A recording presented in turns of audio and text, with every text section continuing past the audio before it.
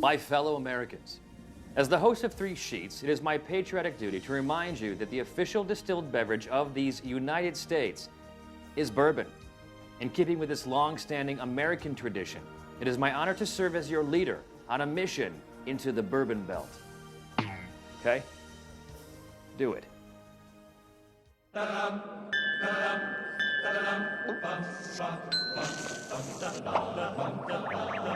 Every night, in every city around the world, it happens.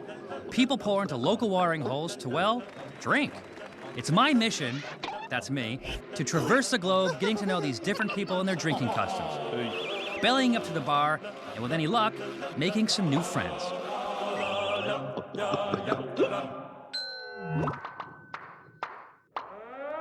Warning! When you go drinking in some parts of Kentucky, bring cash. What do you want me to do? Put my $20 in the hole? No, you. Put my 20 bucks in the hole? Hell yeah, pay the hole, pay it all in. I'll explain that later, but first, the Bourbon Belt. Champagne gets its name from a region in France, tequila takes its name from a region in Mexico, and bourbon gets its name from a small county in Kentucky. Today, the bourbon-making business has outgrown the county, but the vast majority of it still resides in the great state of Kentucky. But why Kentucky? What makes this place so key to making this stuff? I'll sit with some Southern gentlemen to find out. That is nice. I'll hang with the owners and patrons of one of Louisville's finest bourbon bistros. Man, who loves you? And once I've experienced Kentucky's upper crust, It's very exciting. Very exciting television. I'll go native to explore the lesser-known aspects of Kentucky drinking. Good God, I'm getting accosted. From the mysterious to the out-and-out secretive. These bikers gave me the recipe, and they made me promise I would never tell anybody. This homegrown drinking excursion is likely to be as foreign as any experience I've had abroad. Ow! Uncle Jesse? Oh yeah, and you know that guy I'm always telling you about? Hey, my friend Steve likes mushrooms. You should meet my friend Steve. Steve, get him! I wonder if he'll come along for the ride. Everything is good. Everything is good. Anything could happen when I go.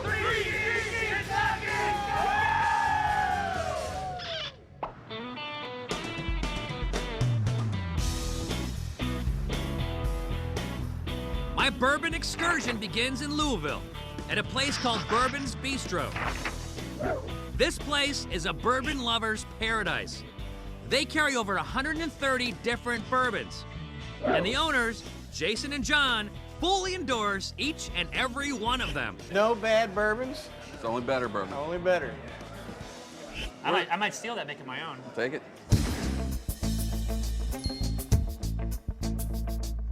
You know what I say? There's no bad bourbons, just better bourbons. These guys have agreed to give me a crash course in all things bourbon. All bourbon is whiskey. All whiskey is not bourbon. Huh. So all bourbon is whiskey, but not all whiskey is bourbon. I think it's time to put the professor in the hot seat and drill him about this. Ready, Professor? Ready, Zane. Okay, first off, define whiskey. Whiskey is distilled from a fermented mash of grains, which may include malt, barley, wheat, rye, and corn. So what makes bourbon different from Irish, Scotch, and Canadian whiskey? Irish whiskey comes from 100% malted barley. Scotch whiskey is malted barley that's been roasted over peat-driven smoke. Canadian whiskey is a blend of grains. And bourbon is a blend of grains that must contain a minimum of 51% corn. What about Tennessee whiskey, Professor? Oh, yes. That's the same as bourbon, except that it's filtered through charcoal, which changes the flavor profile of the beverage. Okay, what about the barrels used for aging whiskey? Bourbon must be aged in new, charred white oak barrels. Same goes for Tennessee whiskey. As for Irish, Scotch, and Canadian whiskeys, they are often aged in used bourbon barrels. Wow. All right, Professor, you got it. Now I got it. Bourbon is whiskey, but whiskey is not always bourbon. John, true or false? True. Yeah, who loves Now that the knowledge is flowing, the drinks are also flowing. I'm having this Weller Centennial on the rocks. You know what I'm having? I'm having this stuff. So this is the legendary Pappy Van Winkle here. Why am I a Pappy Van Winkle guy? Because I hung out with the Van Winkles. So this was your great-grandfather. My grandfather. Your grandfather. Your great-grandfather. grandfather, right. The Van Winkles carry on a family tradition of patience. All their bourbons are aged for a minimum of 10 years. And in Kentucky, that's a long time. One thing about aging whiskey in Kentucky, very hot, very cold. Okay. Today it's 20 degrees outside. In summer it'll be over 100 sometimes. So what that does, you get a lot of expansion and contraction in the wood. We're talking about Scotland, not that big a temperature variation. Right. So it's roughly 4 or 5 years of Scotch whiskey aging equals one Kentucky season, so to speak. So a 30-year-old Scotch, it might be comparable to a 5 or 8-year-old bourbon. So the bourbon ages quicker. Enough talk. Time to taste some of this rapid-aged bourbon. The Van Winkles have lined up 3 choices for me. Starting with what is old by most standards, but young by Van Winkle standards. Okay, that's the 15-year-old Pappy Van Winkle's Family Reserve. Okay. It's 107 proof. And there's definitely some caramel and vanilla that comes from the grain and from the barrel. There's a lot of sugar in the wood. Those flavors are imparted into the whiskey. Ooh. Wow. That is a tasty bourbon. Next up, it only gets better with age, the award-winning 20-year-old. That whiskey was rated at one point by the Beverage Tasting Institute of Chicago, got a 99 out of 100. The highest whiskey rating they'd ever given any whiskey. That is tasty. Finally, the grand pappy of the pappies, the 23-year-old. There's only one request. Neat or on the rocks? Please don't mix it with any of your foo-foo cranberry. Save that for something stuff. else. Yeah, exactly. You can use the other guys for that. And you know who we're talking about. That is nice. Yeah. This is the world's finest bourbon. I said it so you guys didn't have to.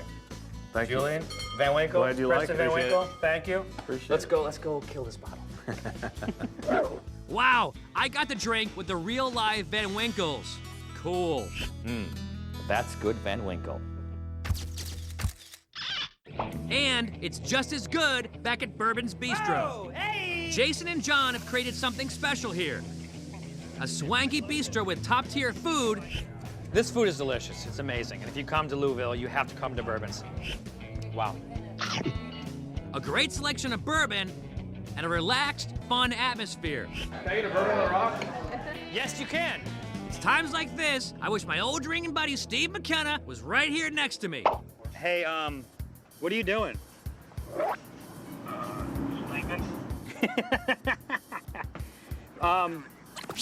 I'm in Kentucky and I'm shooting 3 sheets, and I think you should get on a plane and come here because we just started shooting the show. What? Just come on. Well, you can be in the show. Everyone in the show wants to know what you look like. They've heard so many stories that they don't know who you are. I tell you what, I will pay for the flight, pick you up at the airport, take care of everything. You have to come down here. What are you talking about? You come down. I'll see you here tomorrow. I hung up on him. We'll see. We'll see. Stay tuned. Coming up, will Steve McKenna actually show up? It's very exciting. Very exciting television. Plus, our cameras take you to the dark side of distillation.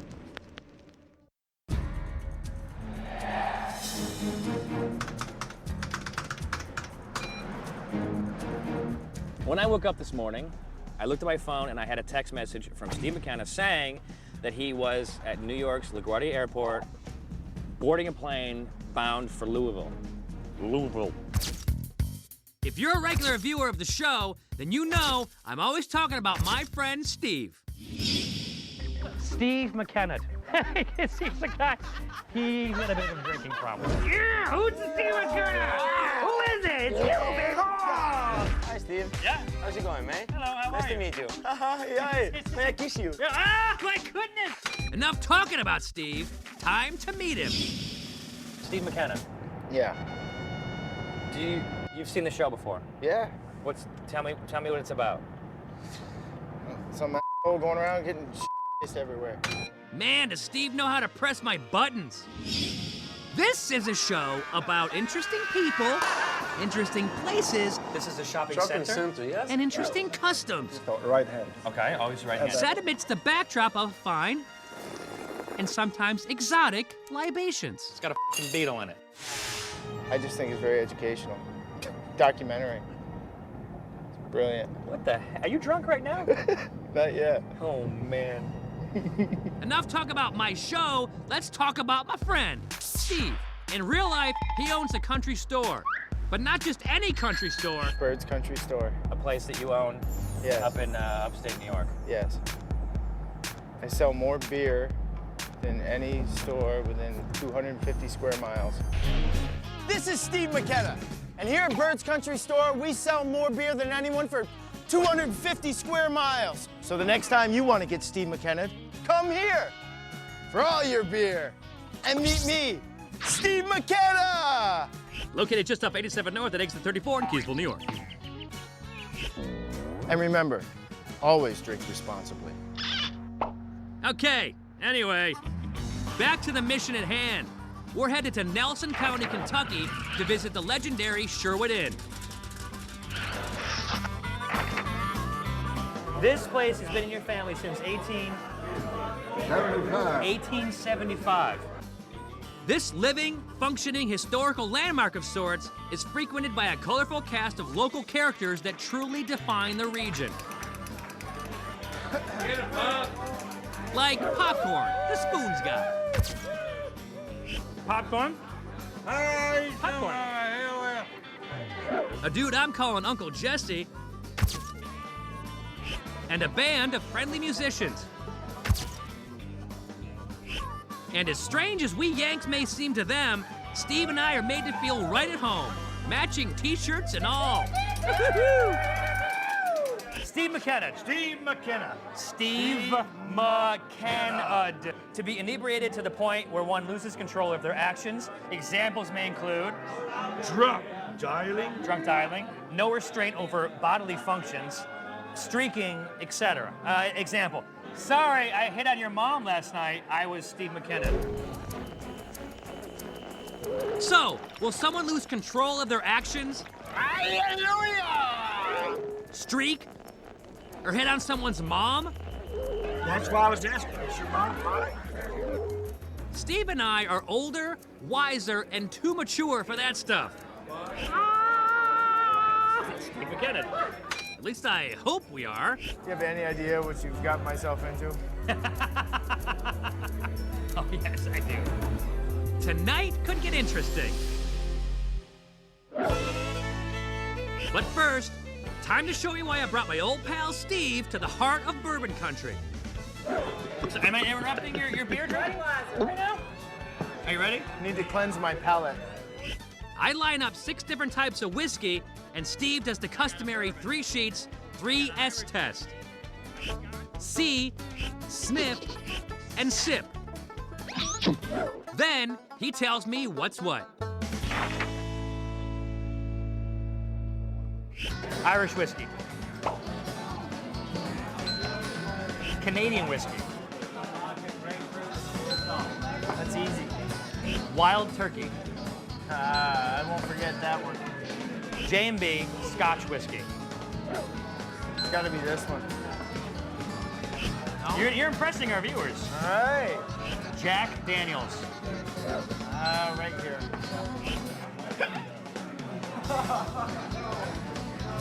Henry Steve McKenna. Hallelujah!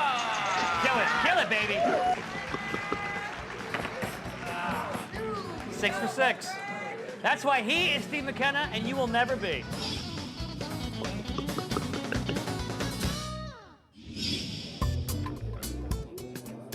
In honor of Steve's superhuman powers of deduction, I think it's time to invent a new drink on his behalf. We're doing Irish Americans. Oh. Budweiser, bourbon, and a little Irish cream liqueur. 3, 2, 1, go. You go! Hello! Here at the Sherwood, Drop. There you go. Drop. our new drink is a hit. Got you. Welcome, Jesse. I'm not Boss Hog. You don't hate me. That's a good drink. After inventing a new drink, Everything is good. Everything is good. Everything is good. I get to talking to the boss's daughter about a very old drink. What's the deal with moonshine? Why would someone buy moonshine instead of buying whiskey? Well, when moonshine was first made during Prohibition, it's like my mom and my dad. My mom, her daddy made moonshine, and he sold it to feed his family. Today, there are still people who make moonshine. Want to see?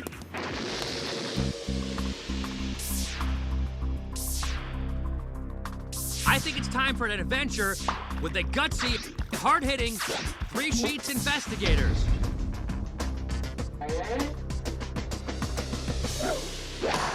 Moonshine, hooch, white lightning, whatever you call it, you're talking about hard alcohol made by rogue drink makers who do not follow production and distribution regulations. In fact, our crew, who you see on camera right here, was not allowed to record the drive out to ensure that there be no photographic evidence of this location. The people who brought them here also refused to appear on camera, but they did agree to describe the still. The first barrel is your batch. Okay, and that's like a mix of corn, Barley, and malt. Basically, moonshiners heat a mash of fermented grain and water. The alcohol cooks off and condenses into the next barrel, mixing with another mash mixture, creating a more concentrated alcohol. The process repeats itself from barrel to barrel until out comes moonshine. Of course, there's no moonshine coming out of this final barrel because the people who brought us here refused to make it on camera. Once again, it's that whole photographic evidence thing. It should also be noted that mixing an open flame with moonshine is highly explosive and dangerous. So seriously, don't try this at home. Ah-ha! While the moonshiners keep their secrets up in the hills, the bartenders at the Sherwood Inn have some less controversial secrets. It's called an apple pie, and she's not telling us the ingredients of it yet. Actually, she's never gonna tell us the ingredients. Tell me why I can't tell my viewers what's in there. Because these bikers gave me the recipe, and they made me promise I would never tell anybody. Okay.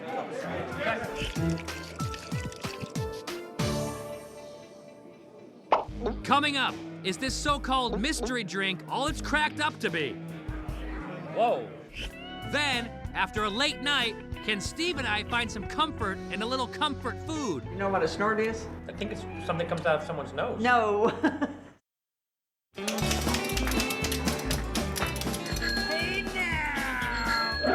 We're at the Sherwood Inn in Kentucky.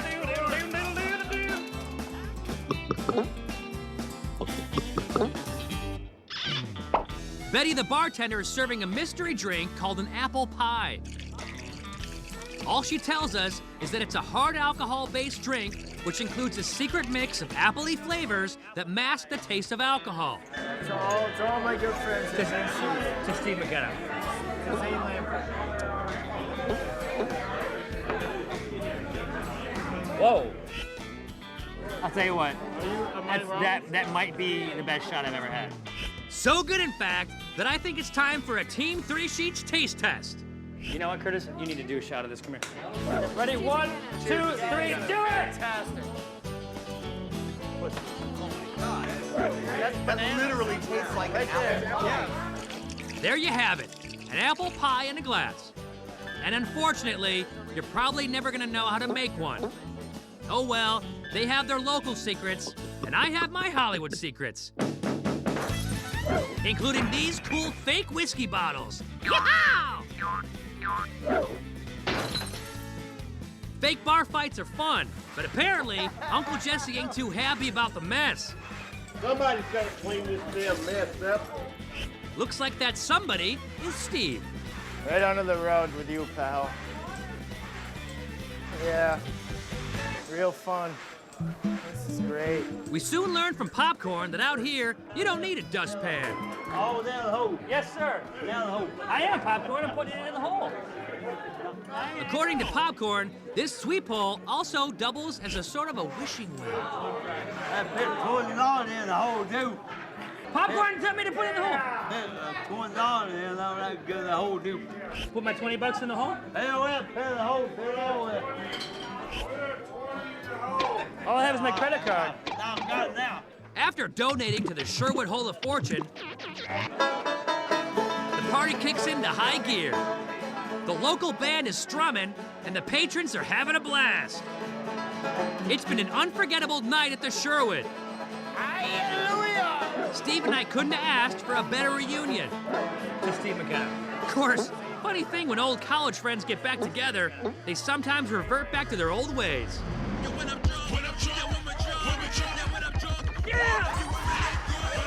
I know I'm too old for this, but come on, you saw the t-shirt. Examples may include streaking, etc. You've heard the Steve McKenna stories. One time I took my friend Steve and I tied him down like this, and I had the faucet dripping on his head, and it made a hole in his forehead. Surely you must have expected something like this to happen. Of course, one thing Steve and I did not expect, that cold Kentucky night air. Let's just say the turtles stayed in their shells. On that regrettable note, I think it's time Steve and I cut ourselves off and call it a night.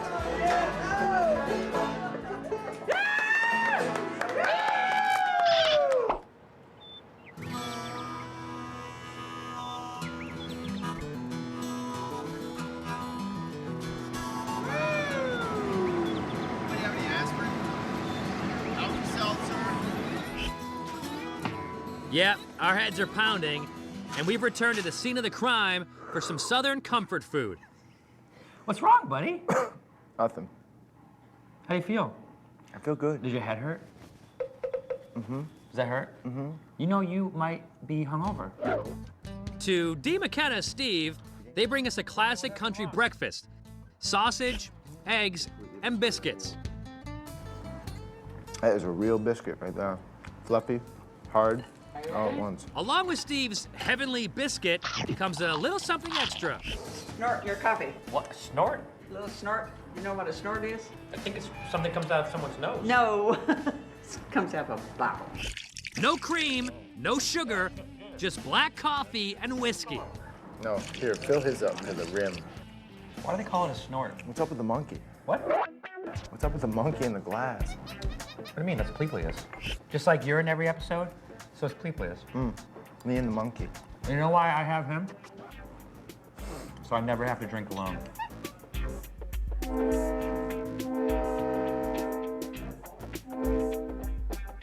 Time to go.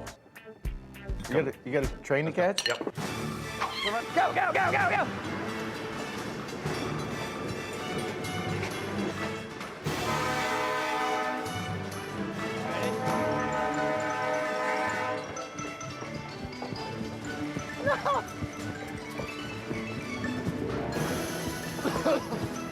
You know what's not good? What?